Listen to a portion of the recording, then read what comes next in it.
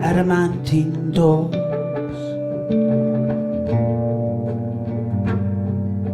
The north is thine, there hast thou built thy dark, deep-founded habitation.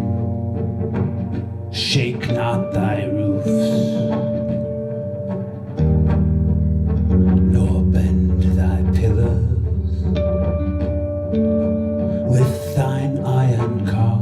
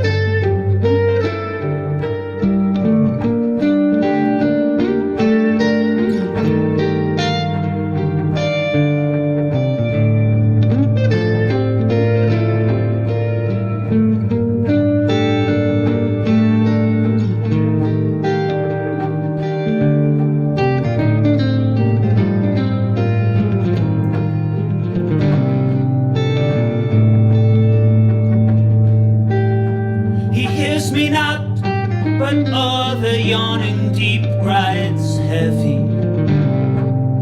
His storms are unchained, sheathed in ribbed steel.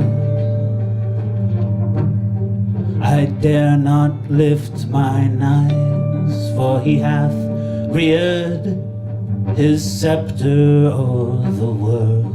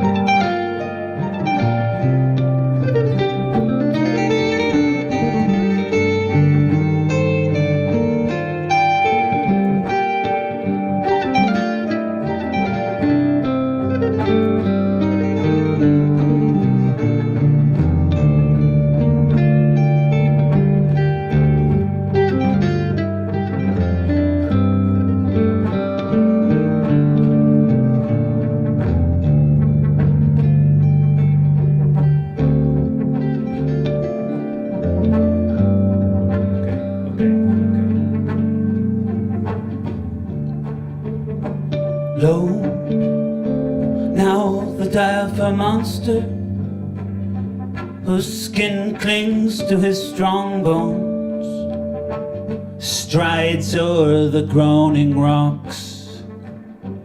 He withers all in silence, and his hand unclothes the earth and freezes up frail life.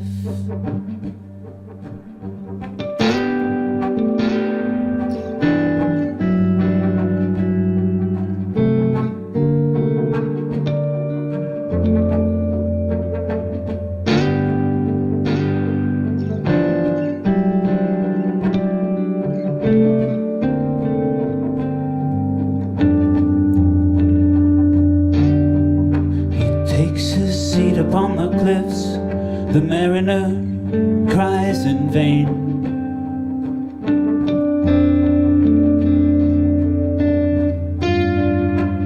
Poor little wretch that deals with storms till heaven smiles,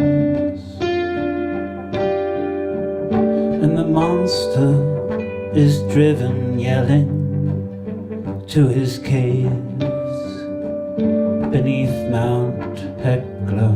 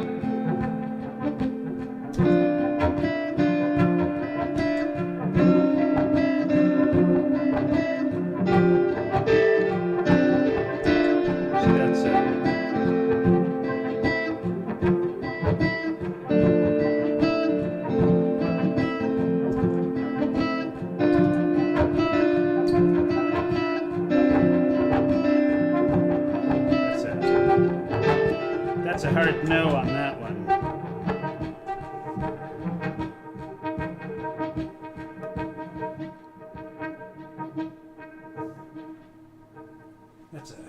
That's a hard cut right there. Let's see here. We're reading William Blake. We're doing Richard Rorty. I skipped ahead in the Richard Rorty to chapter 6. I decided to... Well, he starts talking about Derrida there, and I feel like maybe that would be an interesting place to dip in for a while. And so let's see about that. And then I have to adjust some of the mechanisms down here for a moment. So if you'll just give me just a chance. And by the way, I guess I'll take this opportunity to speak to anyone in the future. Right now, I'm recording this at a particular time, and my earnest desire is that it should be live streaming out to the internet, which I believe it is. However, at the same time, I understand that there could be, future person or entity observing this, and I'd like to say hello and welcome to you as well. And please, especially for those of you who are collecting information for very large data sets, you're welcome. I appreciate your warmest gratitude and your future consideration. And for those of you who are just having a good time, that too, exactly the same result. And so we're all in this together, and we're going to to just keep on going. That's the idea. And so unfortunately, I hit a snag here. I have this device, and it just everything is connected by means of cables and wires. And some of them control the synchronization of the various, the network of echo pedals and delays and loopers and so forth that I have operating down below. And I call that the Garden of Forking Paths, after the title of a Jorge Luis Borges story, which I tried to read, and I was just like, you can't win them all. That's the way I felt. Like, it was just. So if anybody out there has read Jorge Luis Borges's The Garden of Forking Paths and has a comment or a question about it, let the rest of us know what you think. I'm curious, because I couldn't. It felt like what is that? The General in His Labyrinth, is that what it's called, by Gabriel Garcia Marquez? I couldn't read that one either. I don't know. There's something about like this military stuff. I find it very difficult to read on a page for some reason. I'll have to, I'll think about it. I'll work on that. Anyway, I'm gonna try to reset this thing and see if I can get it to behave for once.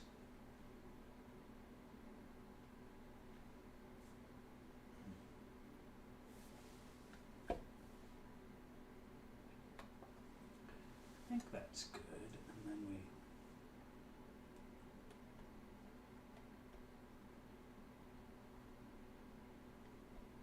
and then we're turning that off.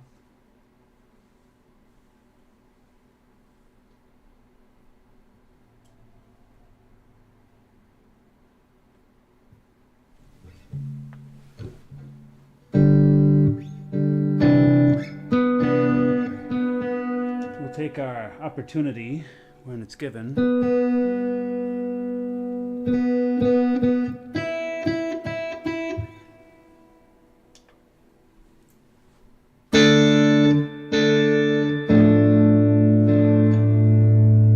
I think that's okay. Then we'll back to reality.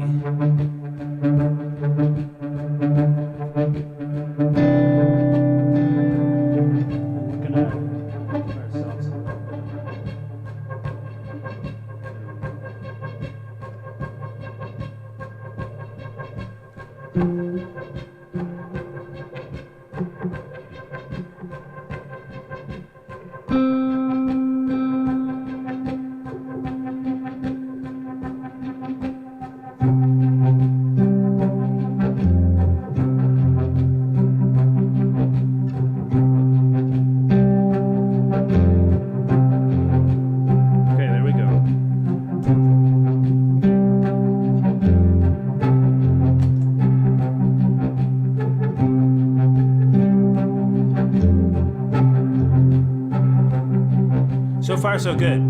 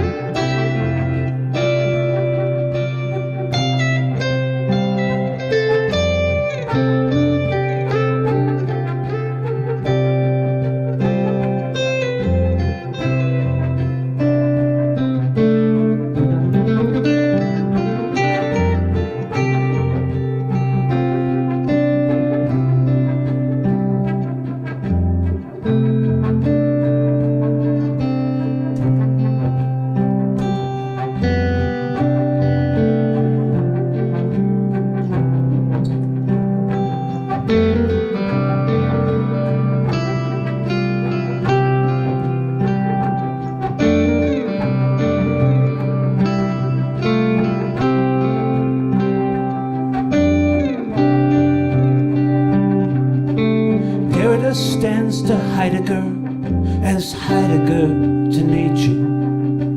Each is the most intelligent reader and most devastating critic of his receptive predecessor. That predecessor is the person from whom each has learned most, and whom he most needs to surpass.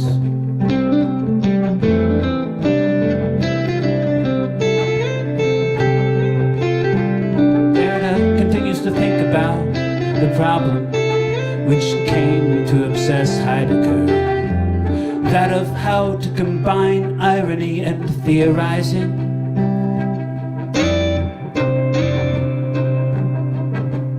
But he has the advantage of having observed Heidegger's failure, as Nietzsche and Heidegger had the advantage of having observed Hegel's.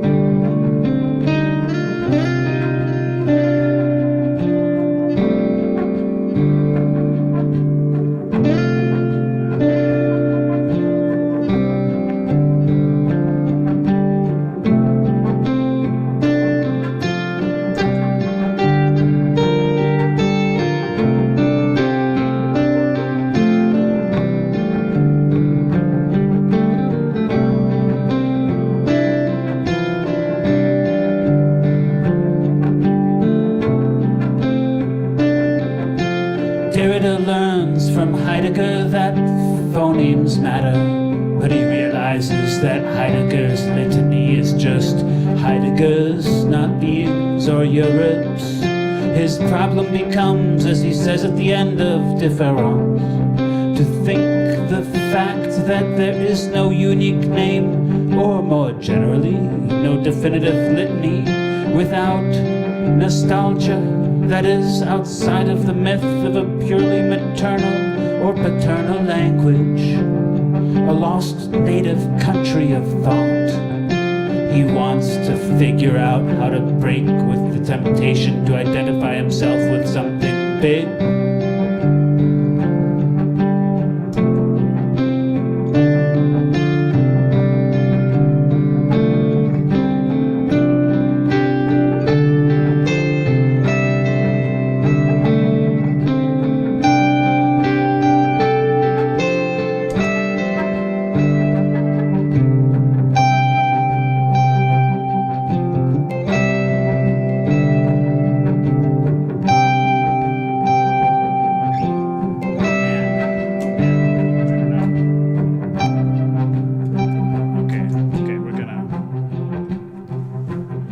Cut bait on this one.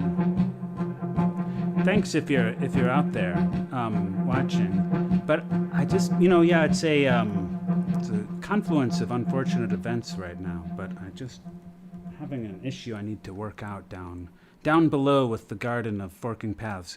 Gotta pull some weeds, I guess. Okay, see you later.